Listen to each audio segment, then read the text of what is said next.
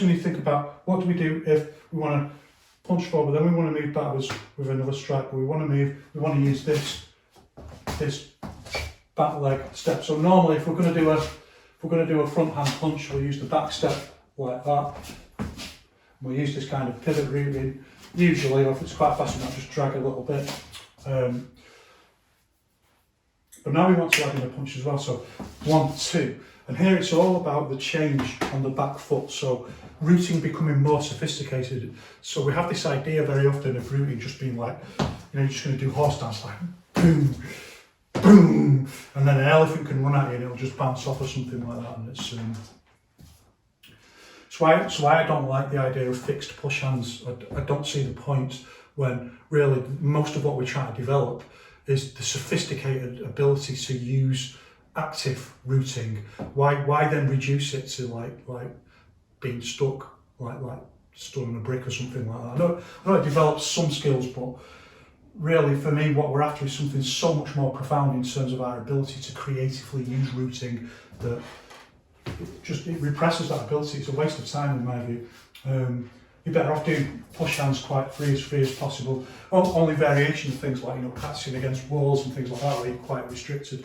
But your chances of getting in a fight where you both stood on bricks, I mean I know it's not supposed to be for all that, but what is it for really? Just the ideology, fantasy even, that most of what you want is in the upper body and it's not really anything to do with the legs, or the legs are just the legs can be fixed, and you'd have to start believing that there's something beyond your legs, like almost some kind of supernatural thing that you try to develop there, like chi, that you can both be on bricks, and if you've got more chi somehow you can move someone in a way that someone who hasn't got so much chi.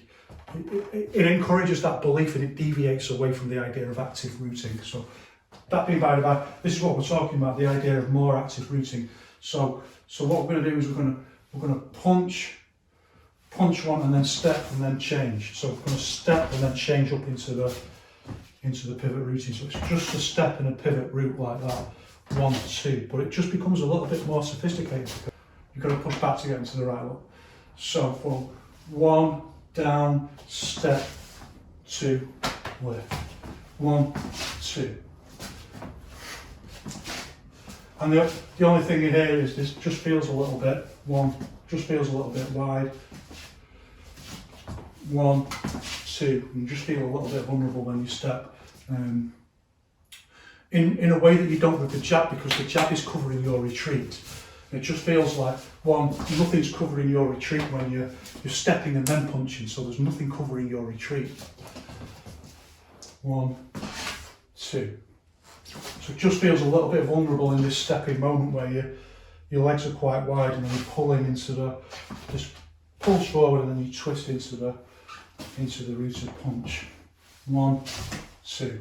And again, it's exactly the same with the hook, apart from the foot goes out and turns out a little bit more. So for the 1, step, 2. Now we go 1, step, hook. And this hook comes out a little bit more as well. So as per usual with the hooks, we're just intuitively making the stance a little bit wider. It's not something you need to think about. Your body itself is calculating what it needs to be. What's the minimal it needs to stabilise this posture.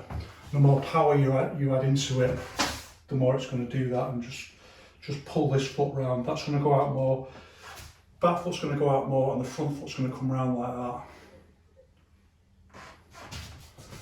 1, step, round. But again, there's nothing covering this.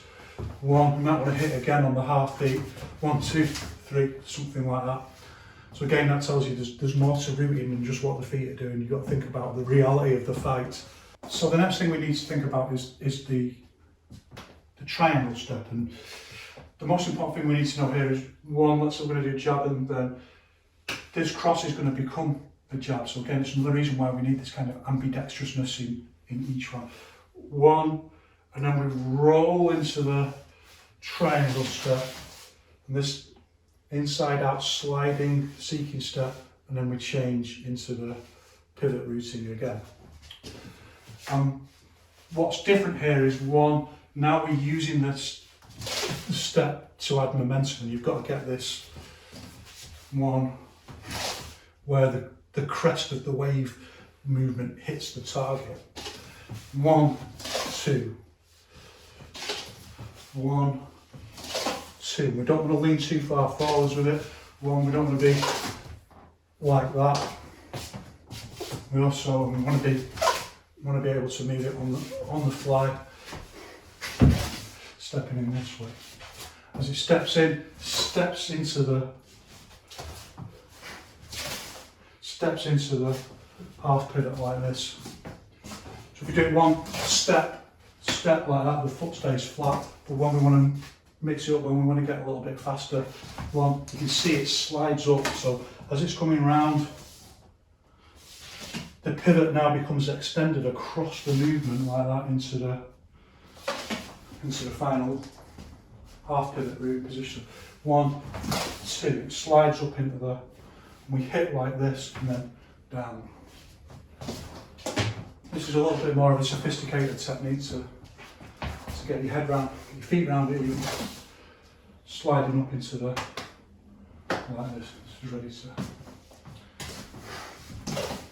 As part of the structural logic of Yiquan part, it's genius. From there, you can use the fact that you're in this half pivot now to then just change into and drop into another posture. Change and use this dropping down, shifting. So again, it's kind of almost karate-like logic. It's the same logic. 1, 2, 3. And start getting this flow with it. 1, 2, 3. Do it this way and I'll do it the other way. 1, 2, 3. 1, 3. 1. Shift through, it's coming around. Triangle step up into the half pivot and then changing into the backhand pivot. Dynamic, sophisticated routine. We'll get that practicing push hand stood on a couple of bricks. So you have a think which you think is the most useful and most important in there. Even for push hands, 1, 2, change, it's still more useful to do it like this. And just as before, when we did the hook and then step through and hook again, we've got this awkward thing of the foot's going in like that while the hand's going out like that. Foot's going in, hand's going out like that. So we need to, it just needs a little bit of practice so that we can get this wider slide back and into the foot half pivot. So we'll do jab and then hook.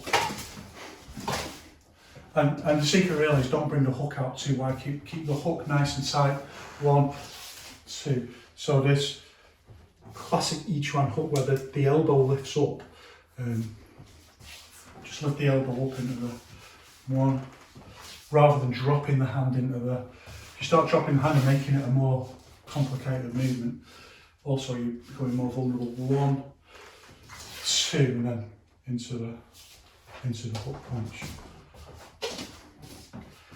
1, 2. And this is just coming out a little bit more, as per usual, with a wider stance. Then when we shift backwards, we can think about it. Our routine is like rocking back on the front foot. So we pivot root 1, and then again a little bit more of a sophisticated idea. 1. Depends how much time you've got to react, because you might punch and then want to change. But also you want on the fly 1. So from here, from the halfway through the pivot, then you want the shift back. So that's the one we want to practice first, because it's the hardest one. And if you can do that, then you can do that easy anyway. So 1, and then shift back in a triangle step. You see how my back foot is up, and then we're going to change and rock back like that onto the front ball of the foot. Rock back like that. When you start seeing this, then you start seeing the logic of rooting and how it adds power. And you also start seeing the structural logic of each one. It starts kind of releasing you from fantasies of chi powers and magic power. I'm not against the idea of chi by any means, right? I'm not saying that. What I'm saying is that like the reality's got to be explicable via science, not via a particular cultural paradigm. So we can say that she is something if you want, but you've also got to be able to say that we can explain that in terms that we don't have to use that term. And really, I don't use that term at all, except talk about it another time, but I only use it as a kind of visualization aid. One, slide back and you see the turn back into the punch and how we're using this structure. And again, you see, this is what it is. It's a combination. It's somewhere between like the flow of Thr3Chuan and the structure, the fixed structure of Shaolin Chuan, or somewhere between Western boxing and the structure of Nanchuan. It exists as this compromise, this dialectical interaction between all those things to create this just absolutely wonderful, amazing martial art paradigm that one, slide back and then shift into the structure and then down. One, shift into the structure and then down. The uppercuts just got a little bit of a different dimension as always, and it's almost a little bit of a dangerous dimension here because one, just the momentum of shifting back has got to be controlled because you're very close to just going too far, and one, from here it wouldn't take too much to push you back off balance. So one, and particularly if you're very close range and moving back and someone's on top of you, there's going to be some energy pushing you back, so it's just got to be fast and it's got to be down. One, two, then back into the posture. One, two, and down.